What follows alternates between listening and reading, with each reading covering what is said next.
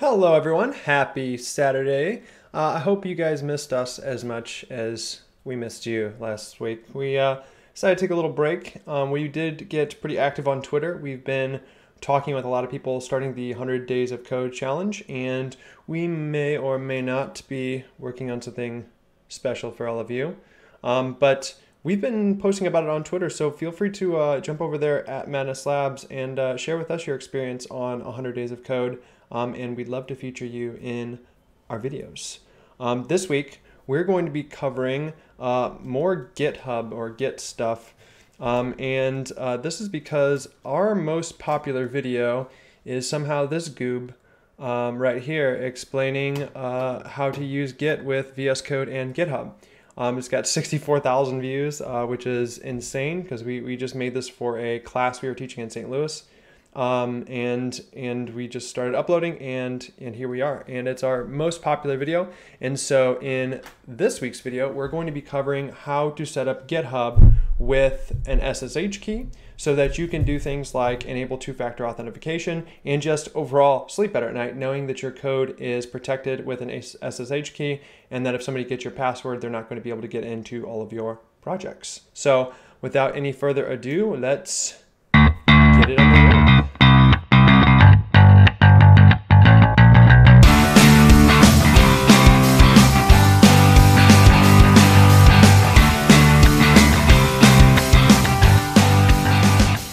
Okay, so what brought this about was this last couple months or weeks, my computer's been randomly shutting down. Either the video card or the RAM was faulty, and so something was causing it to shut down randomly. So I updated some piece of hardware on my computer, and I've got it all set back up. But I had to reinstall my programs and get everything set back up. And one of the things that's a little bit painful to set up is the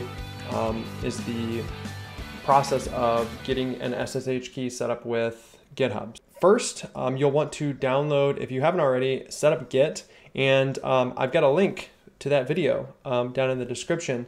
So if you haven't set up Git on your machine, go to the link git-scm.org or visit our video in the description, and you can learn how to set up Git on your local machine and get ready for this tutorial. Once you've got it set up, you are ready to continue on here. And so that's what we're going to pick up from here.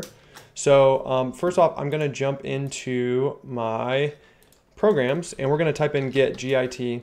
And if you installed git SCM, you should have git bash. If you're on Apple, I think it's just automatically built into your regular terminal. But in Windows, it's kind of, they've got a separate terminal. And we're gonna wanna use this one because this has some special libraries and stuff that are installed specifically in this instance that we won't have access to in like the VS Code terminal. So I'm going to open this guy, and then I've got a link to this down in the description. This is the starting guide we're going to use. And we've got two options. We can either add an existing SSH key. So we can say you've already got one generated on your computer. You can use this command to kind of find and get your SSH key.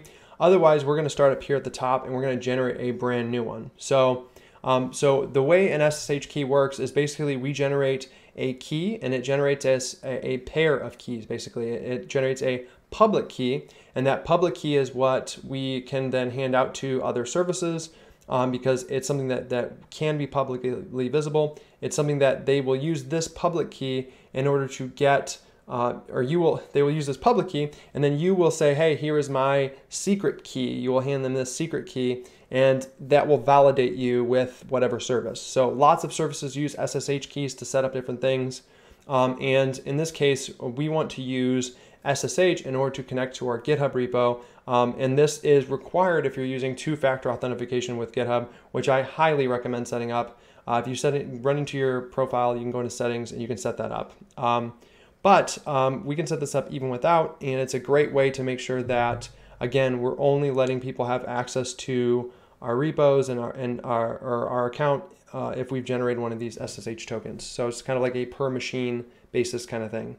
Okay, so let's go ahead and generate a new SSH key because let's just say I don't have one. And what you're going to type in here at the end is SSH keygen is going to generate a new SSH key, and then the the last argument here after the -c, we want to type in the account we're using with GitHub. So in this case, my account is bobby@madnesslabs.net. And now it's going to ask us a couple questions. It's going to say, hey, enter the file which you want to save this to. And it's going to default to your local user directory /.ssh, which is like a folder. And then this is going to be the name of the file. We're going to leave that. Don't change that unless you absolutely have to. Then we're going to enter in a passphrase. So if you want to add a key that you have to type in every time you make a submit something or do something, you can add a passphrase. I'm not going to. I'm going to leave that blank. And it's going to ask you to confirm that passphrase. We'll leave that blank again. And now we're going to be back to our prompt, and we can see it generated us our SSH key. So the very next step is we're going to need to go about adding this SSH key to our SSH key, our SSH agent.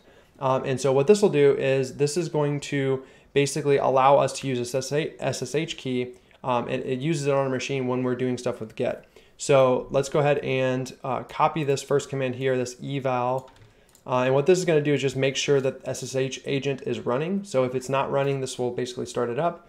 And when it successfully comes back, you'll see it says agent PID and then some ID there. That's how we know it's working. So now that that's working, we can run this command here, SSH add. Cool. So now you can see it says identity added, SSH RC, blah, blah, blah. So now it's added our key as something that we're using with Git. So now that part of it's set up. Now we need to set up on GitHub side. We need to give it the token that it needs in order to validate our new key that we generate on our local machine. So we're going to jump over to that link, which is also in the description. And you can see this is going to run us through the rest of the setup on GitHub side. So now let's go ahead and run down here to this line. So you can see there's this clip command. And again, this is one of the ones that won't be available in your regular terminal. That's why we're in this special Git instance here. Now we're going to run this command. And now it's basically going to, what this does is copy the contents of this SSH ID public key. It's going to copy that into our clipboard. And now we can head on over to our GitHub.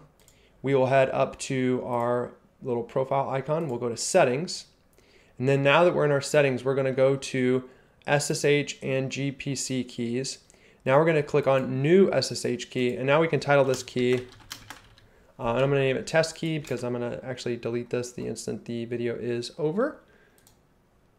And now I've added this new SSH key, and you can see it gives me a little hash to reference it by. So there's our key. So we're ready to go now. Now we can actually go about wiring these guys up. We can actually go about wiring this guy up. So that should be it, right? You'd think that would be the whole process. We've got the key on our local machine. We've uploaded the public key to GitHub. Now they should be able to talk to each other. So let's go ahead back over here and let's try to run a git fetch. Okay, it looks like it did indeed work. And so now we've got the ability to basically run our Git commands and all that stuff for our GitHub repo without having to use our username and password. So one thing that you'll have to change here is if you're already using the regular Git setup, like you've already authenticated through GitHub, if you enable two-factor, it's going to error out. And so that's because your origin is set to, usually people set their origin to the actual name of, or to the actual repo link here on GitHub. So if you, and just to test this out, you can say git origin, git remote get URL origin. And what that's going to do is that's going to get us the link for our, let's bump this font size up here a little bit. And that's going to get us our link for, oops, that's going to get us our link for our different remotes. So you can see this is my link here, git@github.com, username, or repo name goes after that. So you can see git@github.com, and then this colon, and then there is our actual link to our repo. So this is the way that you set up to utilize your SSH key, rather than using the remote as this link up here in the browser or the one that they give you inside of the clone or download link. We don't use that. Instead, we're going to use this git@github.com, the repo name, and then .git. And if you need to change that, it's very simple. You just do git remote set URL, origin or whatever the remote you're changing, and then you can basically pass in the link to the GitHub repo that you want to use. And again, the formatting is going to be the exact same if you're using GitHub with us, it's going to be git@github.com, the repo, and then .git. And that's going to connect it up. And if you've set up your SSH keys right, it's going to basically allow you to push code and everything as your GitHub account, but we'll be using now our SSH keys rather than our username and password, which is much more secure. And at any point in time, as you saw, we can go into our settings, we can go into our SSH keys, and we can delete these guys out. So, and they'll tell you like the last use and stuff like that. So this is a good way for you to like monitor and see if your keys are being used, or selectively delete them. So if you sell a computer or just stop using a machine anymore, you can delete those keys out so that way they don't have access to your code base. So cool. So that's all set up. You might run into a bug. And I will jump into the history here and see if I can find that guy. There we go.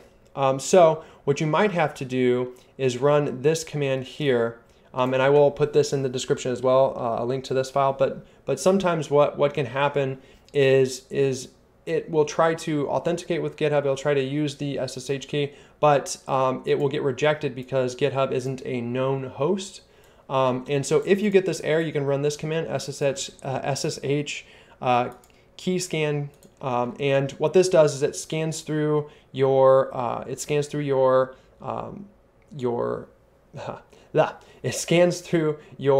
SSH keys, and then it sees the hosts that those are using, and then it adds those to the known hosts. So you can run this command here, and it will update your known hosts file to actually include GitHub, so that way it doesn't end up kicking you back. And again, only if you run into that error that like, hey, unknown host or something like that, you can run this command here, and that should resolve it.